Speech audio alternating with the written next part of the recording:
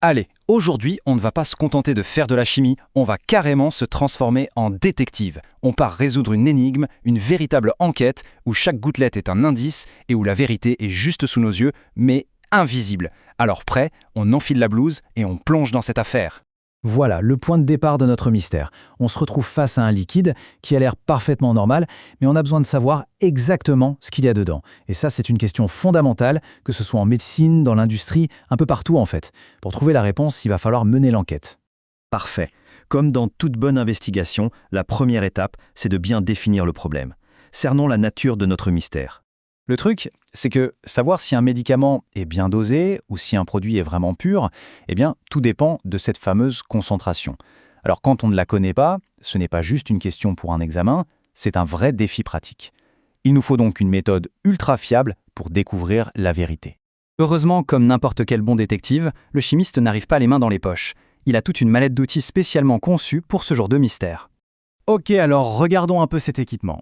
Tout en haut, on a ce long tube gradué, c'est la burette. Elle contient notre solution de référence, on peut dire que c'est notre clé.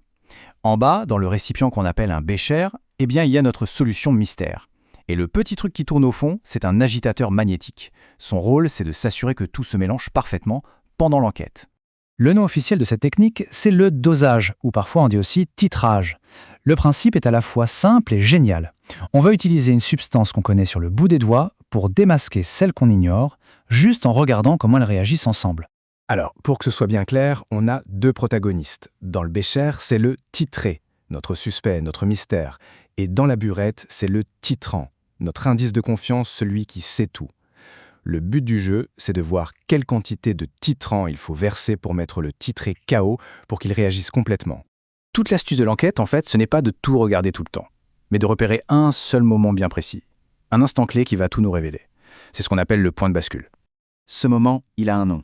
Le point d'équivalence. C'est vraiment l'instant magique où tout s'équilibre parfaitement. On a versé pile la bonne quantité de titrant pour que tout le titré réagisse. Pas une goutte de trop, pas une de moins. Si on arrive à repérer ce point, l'affaire est quasiment dans le sac.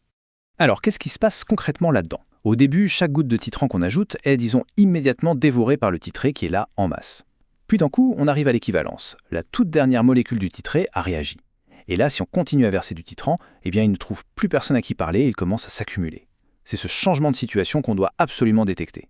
Bon, mais comment on fait pour repérer ce fameux point d'équivalence ? Il y a plusieurs méthodes. La première, c'est un peu la méthode high-tech. Elle s'appuie sur un indice électrique. Ici, on va plonger une sorte de sonde dans notre solution mystère. Cette sonde, c'est un conductimètre. Elle mesure en temps réel la capacité de la solution à conduire l'électricité. Et donc, pendant qu'on verse notre titrant, on enregistre comment cette conductivité change. L'indice, il va se cacher dans la forme de la courbe qu'on va obtenir. Et voilà ce que ça donne. Une courbe en forme de V. C'est la pièce à conviction numéro 1 de cette méthode. Mais qu'est-ce qu'elle raconte ? Chaque partie de cette courbe, la descente et la montée, nous dit quelque chose. Ce qui est génial, c'est que ce V raconte une histoire. La première partie, la descente, c'est parce que pendant la réaction, on remplace des ions qui conduisent super bien le courant par d'autres qui sont beaucoup moins bons. Donc logiquement, la conductivité globale chute. Puis, une fois qu'on a passé le point d'équivalence, on se met à ajouter en excès des ions qui, eux, sont de très bons conducteurs. Du coup, la conductivité repart de plus belle. Et le point de bascule dans tout ça, eh bien, c'est le point le plus bas de la courbe, le creux du V. C'est aussi simple que ça. Et là, le graphique est formel. Le point le plus bas a été atteint au moment précis où on a versé 10 ml de titrant. Voilà, on le tient, notre volume crucial. Premier indice trouvé. Allez, on change de dossier, on passe à une autre technique. Celle-ci est beaucoup plus visuelle, plus spectaculaire. Ici, l'indice, on ne le lit pas sur un écran. Non, il nous saute aux yeux avec un changement de couleur. Regardez-moi ces couleurs. Dans la burette, on a une solution d'un violet profond. Dans le bécher, c'est plutôt verdâtre. L'astuce ici, c'est qu'on n'a même pas besoin de sonde. Le titrant violet est son propre indicateur. La couleur est vraiment au centre de l'enquête. Le moment clé est tout simplement magnifique à observer. Il faut guetter l'instant précis, la goutte exacte, qui va faire que la solution, au lieu de redevenir transparente ou de changer de couleur, va garder la couleur du titrant. C'est le signal, c'est le flagrant délit qui nous dit que la réaction est finie. Alors, décortiquons un peu la scène. Au début, chaque goutte violette qu'on verge disparaît instantanément. Pouf, plus de violet. Pourquoi ? Parce que le permanganate réagit tout de suite avec le fer présent. La solution change un peu de teinte, mais elle ne devient jamais violette. Et puis, au bout d'un moment, Une seule petite goutte de plus et toute la solution devient rose-violet et le reste, c'est le signe qu'il n'y a plus une seule molécule de fer pour faire disparaître la couleur. C'est le signal. L'équivalence est atteinte. Ça y est, on a maintenant rassemblé tous nos indices, que ce soit via la mesure électrique ou par l'observation des couleurs. Il est temps de fermer le dossier et de révéler enfin la solution de notre mystère. Finalement, qu'on ait utilisé un graphique en V ou un changement de couleur radical, le but était le même, trouver ce volume exact de titrant qui a été nécessaire pour atteindre l'équivalence. On a donc deux méthodes, deux approches d'enquête très différentes, mais qui nous amènent toutes les deux à la même information capitale.